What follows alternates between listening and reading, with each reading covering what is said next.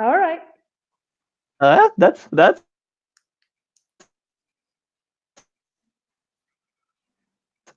we were.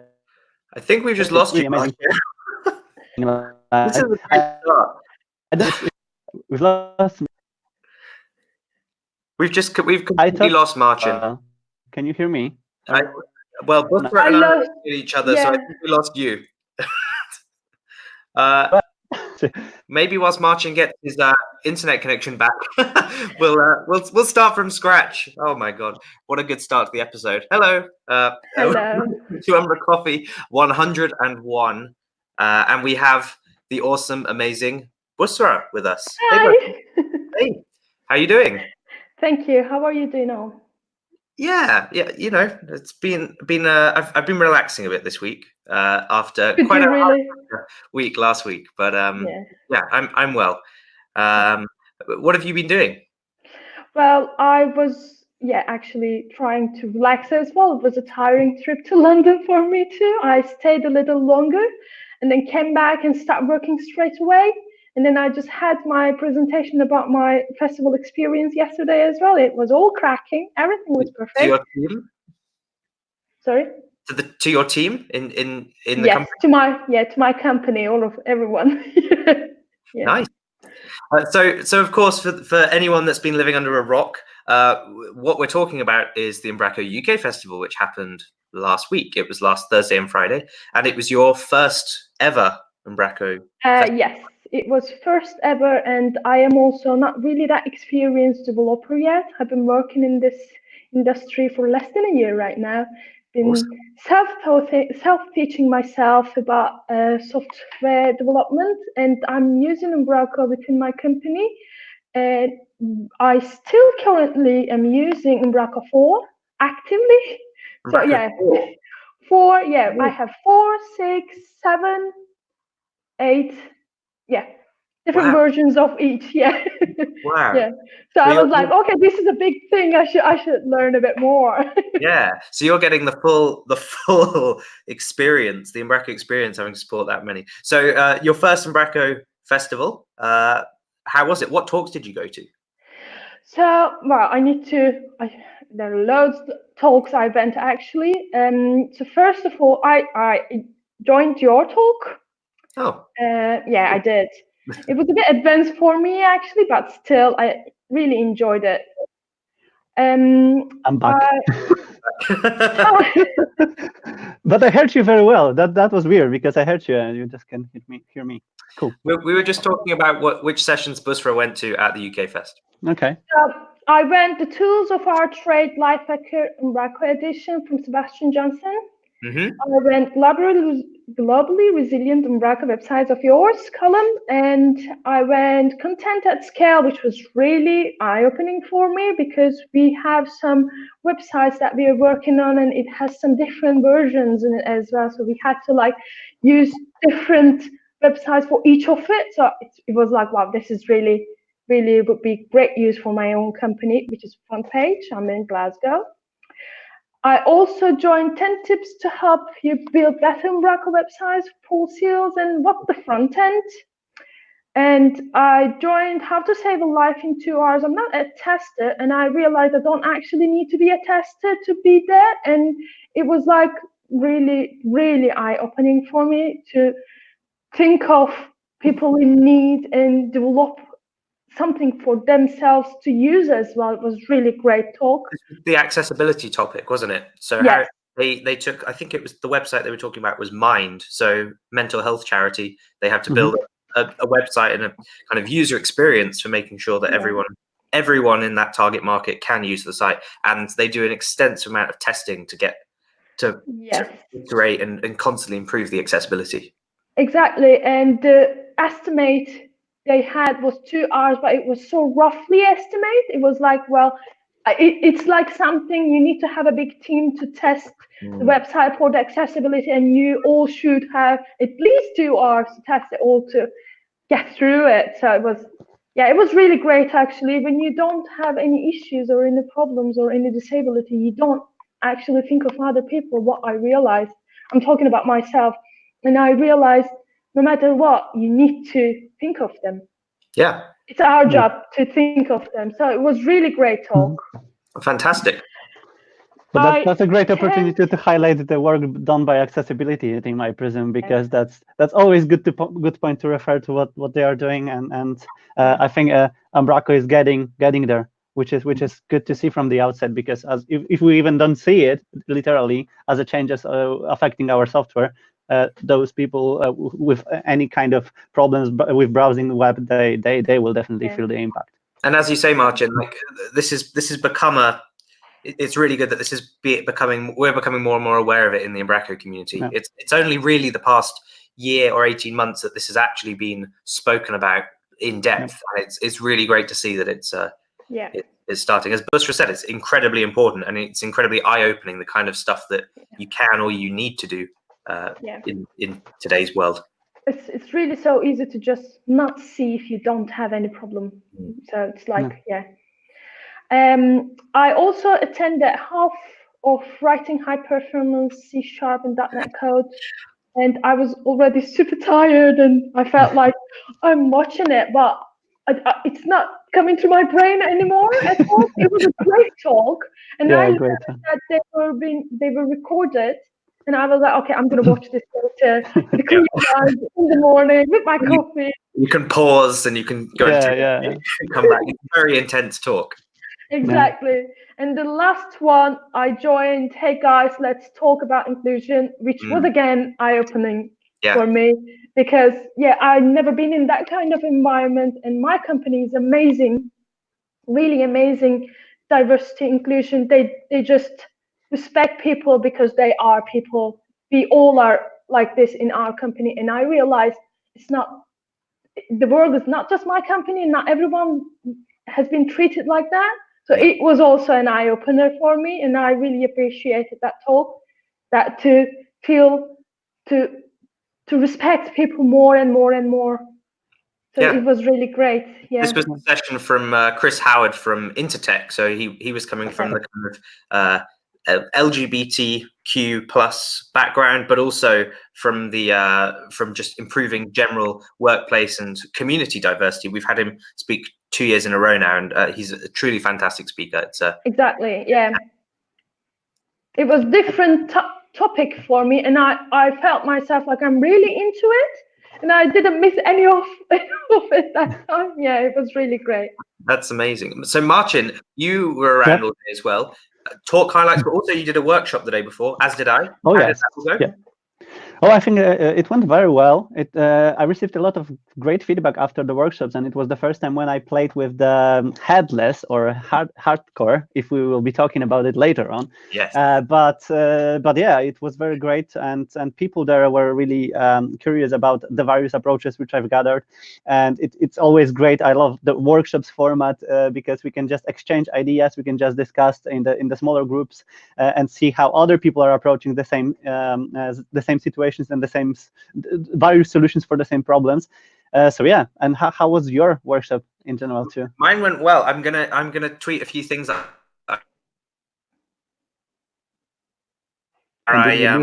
Callum. Maybe am I back now? Yeah, you're back. You're frozen. I learned a lot by doing the workshop. I've done that workshop before, and it was good fun. It's migrating V7 to 8, but this time I threw in some extra little tips. And there was a really good mix of people in the room, some really experienced Umbraco developers, some people just getting started. And we had all kinds of different challenges to tackle as part of that. And I hope everyone came away with a couple of tips. There's a few points where people had their jaws on the floor, like, oh my God, you can do this. This is so cool. Yeah. And I'll share some of those tips actually afterwards. It was good fun. It was, I had a lot of other stuff to think about too. So it was quite nice to have a little break and do something else. Are you going to share those? Sorry, Marcin. Are you going to share your workshops as well? All the material will be shared. Will be shared. Perfect. Because I couldn't join any of them. I just wanted to say that I will write a blog post as well, because I was asked multiple times that people just want to have a whole catch up of what happened there. So Callum, we can synchronize and release it somehow. Yeah. As a material. Well, cool. Maybe. Yeah. Go. I was going to say maybe because we're talking about UK Fest, and we're there's a reason we have Busra here today. And it's almost nothing to do with UK Fest, but it's hilarious at the same time. So at UK Fest, there was in the evening there was the chili challenge, wasn't there? Now this is the hot seat. The idea was Jevon found 5 hot sauces, 4 that had a rating and 1 that was a mystery sauce, and they covered like nuggets with all of them, and the community could come up and ask Niels absolutely anything they wanted, any question they wanted. Within code of conduct. Within the code. Of course. But you had to eat the chili first and then ask the question, and you had an allotted time. Now, Busra, you came and smashed it out of the park, destroyed Niels. What happened? So first of all, my question was I wanted to ask, and it was when this text content is going to release for Umbraco version 8. So I was already in really rush, and I had new couple of friends, and they were like, actually they were talking about this specific issue when it's going to happen and stuff, and then they encouraged me to get to stage and ask the question. And I was like, I couldn't even like thinking of the question yet, and then I was sitting on the sofa with microphone, and I was like, okay, first of all, guys, everyone, hi, I'm Busra. First of all, I am Turkish and I'm struggling to express myself in English. So I have to go really longest time to be able to ask the question, because I realized Niels was like, okay, I couldn't understand. Your time was up because whatever he didn't actually want to answer. And then I was like, I didn't want to give him that opportunity to run away. So I was like, I need to go to 15 minutes. And then 15 seconds. 15 seconds. And I was like, I had no idea what I was doing, literally. I'd never been eaten, and I'm Turkish. Okay, we do have that spicy culture. Yeah. But what I learned afterwards, the 1 cup spicy pepper includes 7 units of that spice thing. Whatever it is, I don't want to know. Maybe. Okay. Yeah. And it was just 7, and what I had was 1.3 million. Yeah, 1.3 million. Yeah. So you went for the longest amount of time to ask the question, but it was also the hottest chili. So you had to eat 1.3 million Scoville chili sauce and then ask your question, which you managed very, very well. I'm surprised. I was almost crying. Yeah. you were tougher than some other players who were eating some smaller scaled. It's all because of the ignorance. I didn't know what I was eating. Because Niels was unable to answer the question. Yes, you needed to eat it as well. Also eat the same chili that you did, and it ruined him. He had to leave the stage. So yeah, that was an amazing story, and I think it's really worth to mention that it resulted in some other various discussions. It was said that you will be a good special guest at Codegarden. Yes, You're going? Yes, I am going. Woo! That's amazing. Yeah, so that's an amazing and another great event. I was chatting with you before we went live that on the scale of craziness, Codegarden is also raising a bar every year. And so yeah, expect the unexpected, and we are all expecting that you will surprise Niels and other members of the community with some unknown maybe skills yet, which will make them answer or not answer questions or the things which will be entertaining and valuable for the community, right?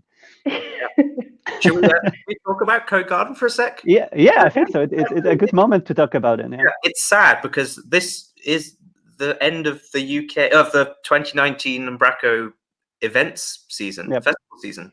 UK Fest finished it, and I think it's not until March that we actually have some events. I updated Park. Spark, exactly. I think that's where it kicks off with. I updated the there you go, Marcin. I updated the roadmap, the timeline today with all of the dates on there. There may be even some secret things on there, so don't tell anyone. I don't know if I should reveal all of it, but yeah, it's all public. It's all there. Yeah. So it's the first one until the last event until Spark in March. But Codegarden has announced their call for speakers, which is now open. The event's on May 27th or 29th in Denmark. It's fantastic. I recommend you should go if you can, of course. And you can apply to speak, and that's open till the 7th of January. Yeah. And so once again, I've mentioned it across our team members and other people who are around our Umbraco community that probably there is no better place to start sharing your knowledge or finding the knowledge, if not among our great community. Everyone who was speaking there for the first time said that it was the best journey they ever had, and speakers are treated very, very well there, and community is so welcoming that there is no room for the wrong understanding of being or becoming public speaker. So it's a good moment to say that, yeah, if you have an idea, even if it's not shaped 100%, but it's something what can help other people inside of the community, just apply. And I'm sure that everyone will pick it up from the other side and help you deliver what you're planning to, if it will be something what will be picked as a item for the agenda this year. For sure. And you said, Marcin, about the community being really friendly and it's just a really great place to get started. Perhaps, like Busra, you want to go to your first Umbraco event? Well, you're going to go to your first CoGarden. That's big. CoGarden has some tickets available as well for some. 15 tickets. 15, yeah. So this is for various different people. If you are from like a different background, or you've never been to CoGarden before, or you just kind of want to experience what Umbraco is all about. LGBTQ plus, like there's so many different categories. Yep. You can apply through diversitytickets.org, and there's 15 available. I think, you have to apply before the 15th of January, and then you'll get a notification saying you're coming. Free ticket. Yeah, I remember some of the our company members received those tickets in the past years. That was always life-changing, and CoGarden is always leaving a huge impact on everyone's lives. That it's always worth to try the chances and save a lot of money, obviously, as well, right? Because it's a good opportunity. Cool. What do you think about jumping on topic about Umbraco now? Because we had a lot of things. I mean product, right? Because we have a product release this week, and we had a product update from Rune, telling us more about some new releases, right? Not new releases. We got the product update from Niels at UK Fest. Yes, Niels was asked as part of the Chili Challenge was, can you tell us the state of Umbraco Headless? And he thought about it for minutes and then just went, screw it. It's December 2nd. December 2nd, yeah. But it's now been officially announced. Umbraco Headless is coming on December 2nd. But it's not called Headless anymore, is it? Yep. Heartcore? Heartcore. What do you think about that name? I'm not sold on it, I'll be honest. Me too, and we had a lot of discussions inside of the team and also the Slack channel and community channels that it might be seen differently, right? It's connecting to some various hardcore topics around everything, and Headless was a Headless directly, but I understand a little bit background why it was changed, and it described in this blog post because Headless is the approach, and even I was the source of some of discussions on Twitter earlier in the past. What we should think about Headless? Why is it a Headless when we are talking about Umbraco in general? Is it a Headless approach or Headless product? So the name might have been changed, and if Umbraco choose this name, that's and the definition of the name is really well written. Why it's named like that. But I'm just afraid that someone who didn't hear about Umbraco at all in the beginning might see that I can see that. So the justification for the name is that it's still Umbraco, but it's like another level of Umbraco. It's exactly distributed system effectively. It's got a CDN in front of it. It's got an API. Yeah, and most of it was already described within.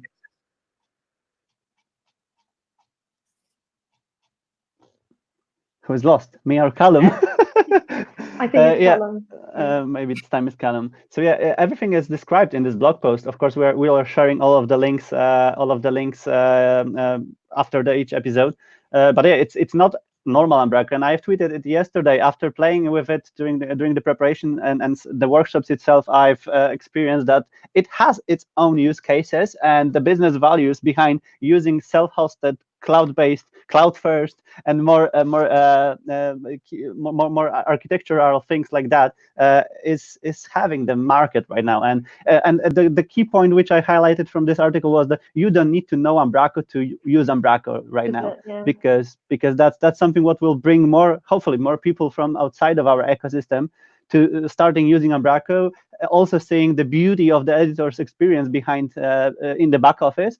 And then maybe someone will say, okay, that's an amazing editor's experience. Is it MVC? Maybe we should use also the MVC layer for some of the projects. And in my opinion, it can just bring some more crosses between products and values for every piece of the puzzle in the ecosystem. I think that's the point. It's not really for us as people who've been working with, as Busra said, Umbraco 4 all the way up to 8. Like it is a different use case, and it's perhaps to attract those people from outside the ecosystem. It'll be interesting to see what happens on December 2nd. I'll certainly have a play with it. Yeah. And we had also a release of Umbraco version 8.3, which was saw also that today. Yeah. Yeah, that's a really another nice release according to the schedule of the releases. Everything was described here. Some small changes, some new fancy updates, and maybe as a relation to it, we can just say that everyone was just okay. Let's install it. Let's just test it. And Kevin Jump made a new using release just supporting Umbraco 8.3 after the latest changes, which is within like an hour. Yeah, within like an hour. That's how Kevin does it. And we all seen the Using Complete talk on UK Fest. Most of us have seen this talk, and that was a great talk. So using 8.3 for 8.3 Umbraco is there. What other releases we had? Nathan's released finally the Plumber version for Umbraco V8. 5 versions of it this week. There's been a few bug fixes. Yeah, but it's ongoing. I haven't had time yet to play with Plumber for V8, but I really enjoyed how it worked for V7, and yeah, I think it's a great package to just test it. And other releases on the planet. Articulate new version 4.11. Nice. Shannon also was probably busy this week because we also have his blog post somewhere about migrating Umbraco from V7 to V8 using Umbraco Cloud. Also another great tool. And Callum, how you found this approach connected to your workshops and the materials that you've provided? I mean, this is fine. Like this is the Umbraco way of doing things. Yep. My workshop covered some alternatives too, so yeah, this works. Cool. Yeah, that's releases. Nothing else probably was released this week besides other content elements. And we wanted to highlight some meetups, right, Callum? You are organizing one next week in London. Meetup is Thursday this week, hosted by Novacell in London. That should be good fun. We've got a couple of talks lined up on HTTP APIs and some things on search and some show and tell as well. Busra, you said there's a Edinburgh that you're I think it was on 27th of this month. Okay. Nice. So I will be there. Are you speaking, or you're just? No, I'm just gonna join, not as a speaker. Just gonna join the meetup. And Callum, you've also gathered some of the other meetups which are happening happened or happening. Yesterday, this was the first Umbraco Rally Durham meetup in North Carolina, in the US, and it was 2 people. They went for lunch, but it's still a meetup. Still counts. Yep. It's That's how it starts. I had a meetups when 3 people came in, and it was one of the best ones. So that's better to have them than don't have them at all. So it's always good opportunity to meet with Umbraco people. Sure. And the rest was the Dutch Umbraco users group is meeting on November 21st. In Arnhem, Perplex are going to show off their grid not yes, book editor thing, which is cool. Which I saw last year at CodeGarden from Jeffrey. He's been teasing. Yeah, I remember that as well. Cool. And then the last one is Thames Valley. Thames Valley? How to pronounce it? Thames Valley. Yeah. It's on November 28th, so a lot of meetups ahead. So it's not that season is ending because of the festivals, but still smaller groups are meeting and chatting. And yeah, that's about events. If we missed anything, just let us know. And what we also wanted to highlight are some blog posts and knowledge being shared by various community members. Paul Seal wrote a nice blog post of how to animate trees icons in V8, and it's related to his talk about top 10 tips for using Umbraco, which I've checked yesterday, and it was one of the elements there. So if you want to animate your tree icons in V8, just read how to do it. Oh, we missed one more thing. It's Umbraco Campari Cup. Which is coming back. Great. Yeah, I'm not a football guy, so that's why probably I missed it. But earlier, but I've seen some of discussions of team forming already, and I think that it's really interesting to see some of the people who you see usually coding or doing other stuff on the sport field. And I'm happy to go along as a cheerleader, but yeah. I said that I can form a hooligans group, and invent some of the songs, or to just cheer them up. So yeah, we can form the cheerleader team then. Yep. So yeah, if you are a football fan or and you want to play against HQ and other companies, just read it. And finally, Owen's blog series highlighting this time Lee Gallagher. 9 times Umbraco MVP. So if you want to meet Lee and see answers for the Owen's questions on his blog, just go there as well. Just read that. Great talk. Yeah, exactly. And 2 last thing, Codegarden date, which was announced. Everyone who was attending the UK Festival and chatted to any of the Codegarden attendees was already asking questions when the next edition, how to apply and stuff like that. So everything is clear. What of me? Yeah. Highly recommend applying if you are around. When the applications open, it was a really good experience this year. Yeah, I'm definitely gonna go for it. Awesome. Yeah, it was great. Lots of good conversations. Lots of amazing food that Lucy made. Lots of general fun. Although the weather was poor, but it's the UK. We can't really. Cool. And last bit on our agenda, on my tab list is Sebastian, who once again does the magic. This time in the plane. I've seen also pull requests being merged from mobile phone.